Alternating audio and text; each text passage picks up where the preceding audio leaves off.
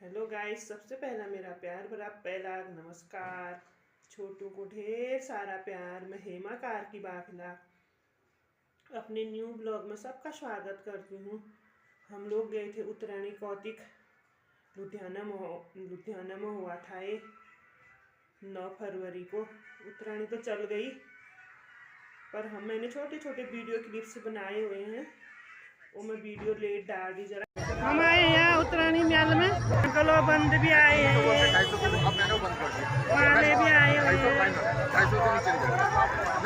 मैं बोलता हूँ बाकी जो पहले पूछ के गए आए ना, उनसे पूछो, मैंने 300 बोला है।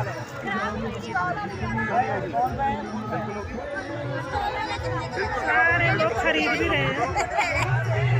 चलो यार चलो, मेला लगा हुआ उत्तरायणी मेला। चलो यार आ जाओ, बैठ तुम अंदर बैठ। आंटी डगमग डगमग कर रहे हैं। कैसे सबसे मजा लाएगी? 20 रुपए बच जाते हमारे बीच में हमारे चलो आगे चलो आंटी, वहाँ चलो, वहीं चलो। तो हम वहाँ चलते पुष्पेंद्र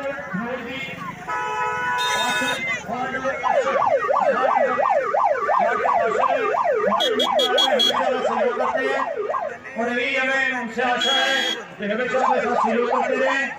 उनका तहे दिल से बहुत बहुत शुक्रिया। उत्तरांचल कुमाऊं विकास परिषद की तरफ से